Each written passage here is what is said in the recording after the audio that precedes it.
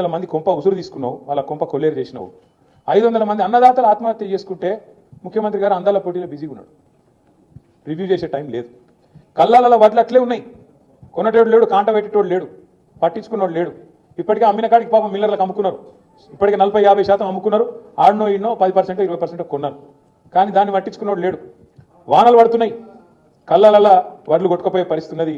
ధాన్యం మొలకలెత్తి రైతు ఆగమై రోడ్డు మీద పడే పరిస్థితున్నది. అడిగినోడు లేడు, పట్టించుకున్నోడు లేడు. అడుగుదాం ఏమన్నా అంటే ఊళ్ళో సర్పంచ్ లేడు, ఎంపీటీసీ దిక్కు లేడు, జెడ్పీటీసీ లేడు, కౌన్సిలర్ లేడు. కాంగ్రెస్ అని పట్టుకుందామంటే కాగడా పెట్టి ఎత్తుకునేవాడు దొరకలేడు. ఎందుకు బిజీగా ఉన్నారు, ఏడ బిజీగా ఉన్నారు? కాగితాలు పట్టుకొని సెక్రటేరియట్ చుట్టూ గిర్ర తిరుగుతారు. ఏందిరా అంటే ముఖ్యమంత్రి చెప్పిండు నాకు ఓ పని తెచ్చుకోమన్నాడు, మా మంత్రి చెప్పిండు పని తెచ్చుకోమన్నాడు, 4 పైసలు మిగులుతాయి అన్నారు. ఇక పాత బాకీలు ఏమైనా ఉంటే, పాత బిల్లులు ఏమైనా ఉంటే తెచ్చుకోమన్నారు, ఇస్తామన్నారు, కమిషన్లు తీసుకోమన్నారు. ఒకటే పనులు ఉన్నది ప్రభుత్వం మొత్తం, కమిషన్లు.